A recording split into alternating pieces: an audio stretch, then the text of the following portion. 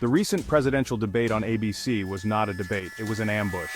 From the very beginning, the atmosphere was charged with tension and unease. The audience could sense it, the viewers at home could feel it, and most importantly, the participants were acutely aware of it. From the outset, it was clear that this was not going to be a fair fight. The moderators seemed to have a predetermined agenda, and it was evident in their approach and demeanor. The moderators, Lindsay Davis and David Muir, had one goal: take down Trump. Their questions were pointed, their interruptions frequent, and their expressions revealing. Every question, every interruption, every smirk reeked of bias. This wasn't about policy, it was about creating a spectacle, a show designed to undermine and belittle.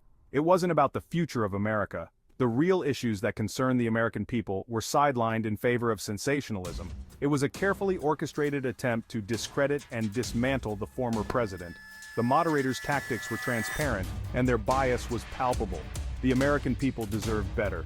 They deserved a platform where ideas could be exchanged freely and fairly without the shadow of media manipulation. They deserved a real debate, not a media hit job. A debate that focused on the issues, the policies, and the future of the nation, rather than personal attacks and biased narratives. The bias was palpable and it ran deep. Consider Lindsay Davis. She and Kamala Harris share a sorority, Alpha Kappa Alpha. This connection is not just a trivial detail. Is this just a coincidence? Or does it point to a deeper connection, a shared allegiance that influenced Davis's conduct during the debate? The optics are terrible. The American public deserves transparency. How can the American people be expected to believe that this debate was fair and impartial when one of the moderators is practically a sorority sister with one of the candidates? This raises serious questions. The integrity of the debate process is at stake. When personal connections are involved, impartiality is compromised. This isn't about being a conspiracy theorist, it's about common sense and basic journalistic ethics.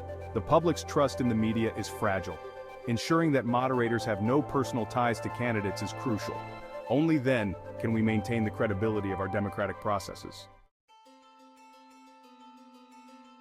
The moderators weren't interested in fostering a substantive debate about policy. They weren't interested in challenging Kamala Harris on her record or her vision for America. Their questions were designed to elicit sound bites, to create gotcha moments that would make Trump look bad. This is not journalism. This is activism masquerading as news. The American people are tired of it. They're tired of the media playing games with their future. They want real answers, not cheap shots and partisan attacks. Section 4, Prepped and Primed, Harris's Scripted Performance. It was clear that Harris came prepared. Rumors swirled that she had received questions in advance.